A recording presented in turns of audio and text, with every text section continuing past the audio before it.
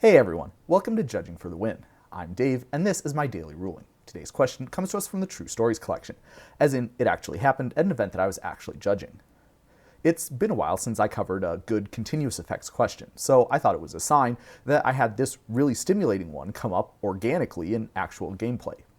Nick uses Agatha's Soul Cauldron to put a +1/+1 counter on Greenwood Sentinel. Then, Amy plays an Abigail Eloquent first year and targets Greenwood Sentinel with its ability. What abilities does Nick's creature now have? Alright, so I'll lead off with the correct answer, which is that Greenwood Sentinel has Flying, First Strike, and Lifelink, but it does not have Vigilance, nor does it have any of the activated abilities from anything exiled with Agatha's Soul Cauldron. This probably didn't surprise anyone. In fact, maybe some of you are wondering why this is a 4-star question, but I promise the answer to the next question, what happens after Nick exiles another creature with an activated ability to put another counter on his creature, is a little bit more interesting. To set ourselves up to be able to tackle that question, though, I want to talk a little bit about how Abigail's ability functions, because there are some non-obvious rule stuff going on under the hood that makes this ability function, and the nuances are going to be important for a few of the points that are going to come up later. Let's take the Agatha's Soul Cauldron out of the equation and just take a look at what would happen if you target Greenwood Sentinel with Abigail's ability. So, as you can see, this is a triggered ability. Referring to the triggered ability template on screen, we can see that there are two effects that happen as this triggered ability resolves.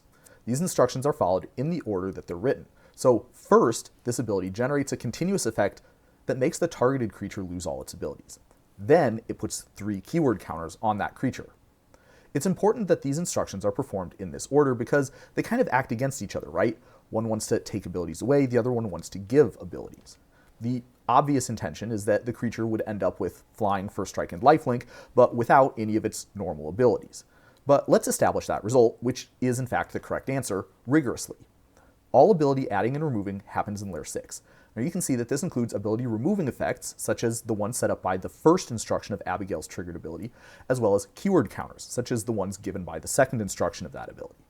Since both of these apply in the same layer, we use timestamps to determine which one applies first. Advanced viewers might be wondering if there might be a dependency. I dealt with a similar situation in my video on levitation versus dress down, so check that out if you'd like a fuller explanation, but for today I'll just state the result, which is that no dependency exists here. Now that we've established that, we just need to determine the timestamps for each applicable continuous effect. We can see that a continuous effect generated by the resolution of a triggered ability receives a timestamp at the time it's created. Usually when I'm teaching the rules to a player or judge candidate, I just say that the timestamp is the time when the ability resolved. But I've cited the actual text directly from the CR here because the distinction is actually important for this case. The timestamp for the keyword counters is the time when they were put on Greenwood Sentinel, which also happened during the resolution of Abigail's ability.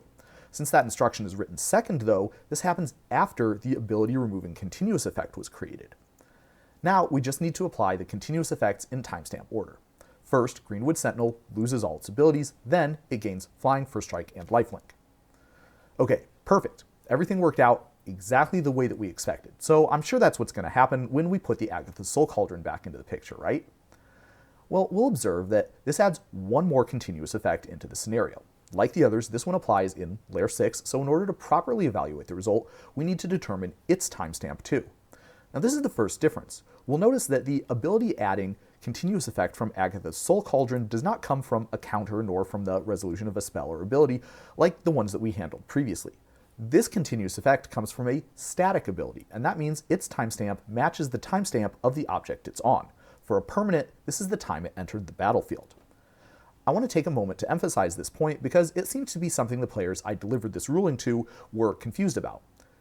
All the continuous effects that add or remove abilities apply the same way. There's no game rule difference between one that results from resolving a spell or ability versus a keyword counter versus a static ability.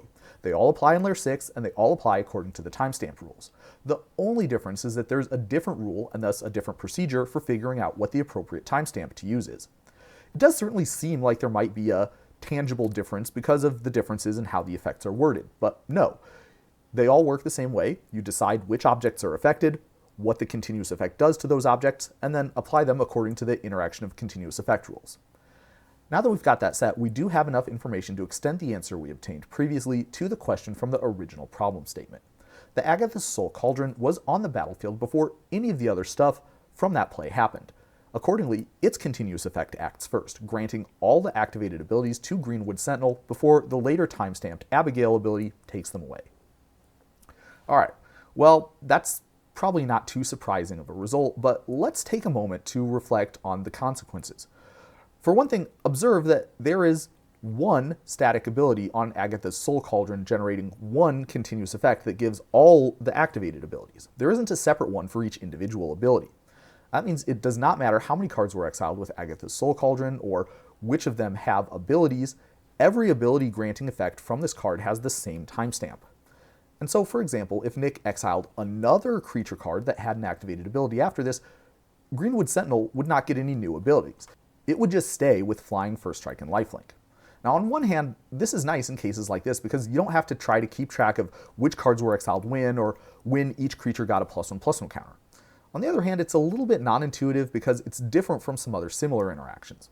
For example, if you played a Primal Frenzy or a Charge Through on Greenwood Sentinel after the Abigail ability resolved, it would have Trample because the Trample granting continuous effect would have a later timestamp than the ability removing one.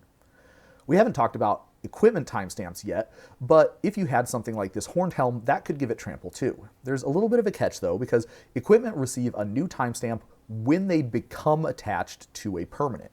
If you had a Horned Helm attached to the Greenwood Sentinel before it got affected by Abigail, the Greenwood Sentinel would not have Trample. If you wanted to give it Trample, you could do that by giving the Horned Helm a new timestamp, making it become attached to a new creature. Just activating the ability isn't enough though. Horned Helm needs to actually stop being attached to Greenwood Sentinel and then become attached to it again in order to get a new timestamp. If you just activated the ability targeting the Greenwood Sentinel, well, that would be a legal thing that you could do, but since it's already attached to that creature, nothing would happen as the equip ability or the other ability resolved. The equipment would not get a new timestamp because it did not become attached to anything. Another consequence of how this interaction works is that it is not possible for Nick to restore any of the Agatha's Soul Cauldron abilities by putting a new +1/+1 counter on the Greenwood Sentinel, and it also isn't possible for this creature to gain any new activated abilities even if Nick exiles something else. But if there was a way to give the Agatha's Soul Cauldron a new timestamp, that would make it apply after the ability removing, restoring the abilities to Nick's creature. Unfortunately, this is easier said than done. For one, you can't just play a new Agatha's Soul Cauldron. If you kept the new one with the Legend rule, that would certainly have a later timestamp than the ability removing effect of Abigail, so any cards exiled with this new one would give their abilities to the Greenwood Sentinel. There's one problem though. When you see a card's name in the ability, that means this specific card. The abilities from any card exiled by the original Cauldron would be lost for good, on all of Nick's creatures.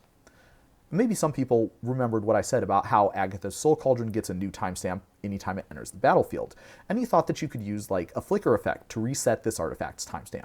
And that would indeed work, but there would be the same problem. Anytime a card changes game zones, it's considered a new object with no connection to its previous self.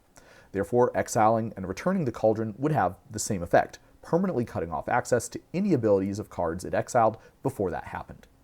Flickering the Greenwood Sentinel would end the effects of the Abigail's ability on it, but it would also have the undesirable side effect of removing the keyword counters, since counters on a permanent are not retained when that permanent changes zones.